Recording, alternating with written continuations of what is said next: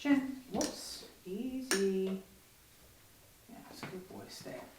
So today we're going to talk about something that can oftentimes be a little bit of a contentious subject, and that is crate training or the act of crating. So a lot of people tend to think that crating in and of itself is cruel, and I contribute that to a lot of the imagery we see on television of dogs that are crated like their entire lives. They're never allowed to go touch grass and that sort of stuff. In those extreme cases, I agree with you. I think it is cruel.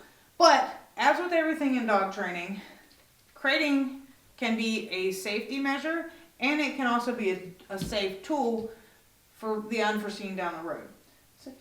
So if you're active with dogs like I am, and a bit dog nerdy like I am, there will come a time where your dog is probably going to have to stay in a veterinary clinic for overnight observation or for inpatient surgery or some sort of overnight procedure.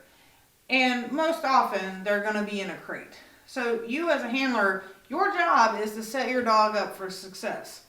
So what's going to happen when that dog has to go into a crate at a veterinary clinic? Do you want that dog to be panicked and stressed out, possibly creating a dangerous situation for the staff? Or do you want them to be pretty chill and comfortable inside of a crate? For me, I want my dogs to be pretty comfortable in a crate.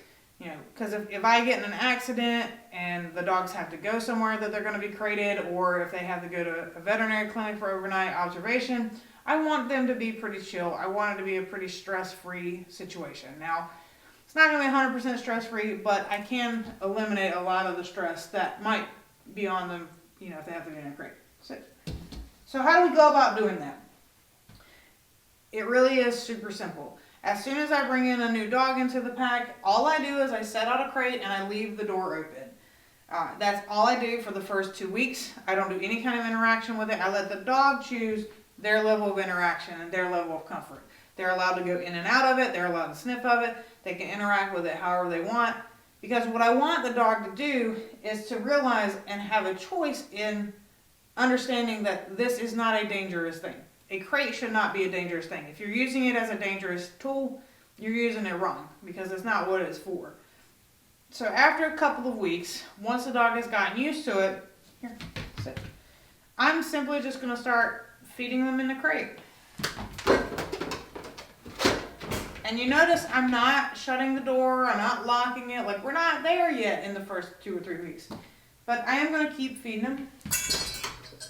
And you can put a bowl in there if you want to. I usually keep a bowl in there. And the dog is just getting used to the idea of going in and out. You're such a good boy. And he's crate trained, so he already knows how to do this. But, you know, not all dogs are going to be this proficient at it right out of the gate. Some dogs maybe, but others probably not. Most likely your dog is going to look at you funny if you throw food in their crate. So be prepared for that. Oops.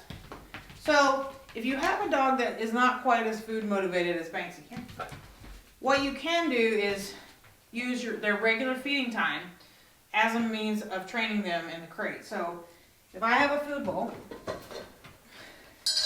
and this is their regular meal time, I can simply feed them in the crate. It's that simple. Again, I'm not trying to shut the door on them. I'm not trying to scare them. I'm not trying, like we're not there. Once they're proficient with that, and they can be fed in a crate, then you can start shutting the door and just shut it. You don't need to lock it. That way if they push on it, they know they can still get out of it.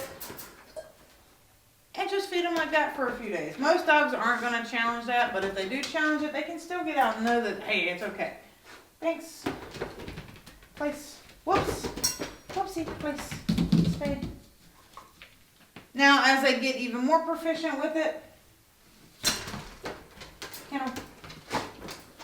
you can close it behind them, leave them in there for a couple of minutes while they eat, and then wait. Wait. Open the door.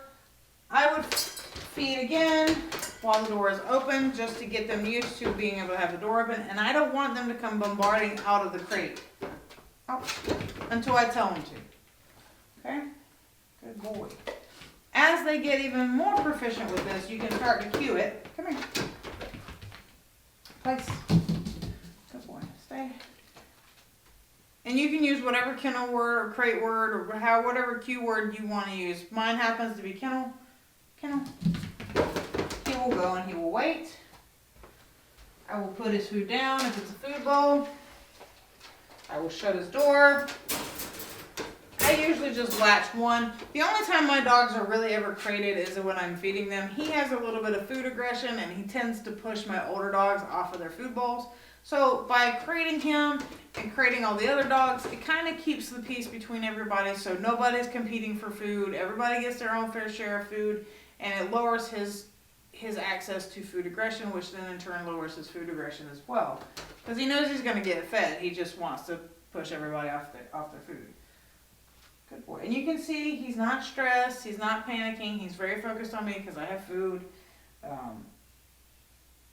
He's pretty chill about the whole thing. He's not trying to claw the gate. He's not trying to destroy it. Stay. Stay. He's not trying to push through the door. Okay. I give him my release word. Place. Nope. Place. Good boy. Too much for your brain? You're good. So that is crate training in a nutshell. I hope you'll give it a try, and may you have the best of luck with it.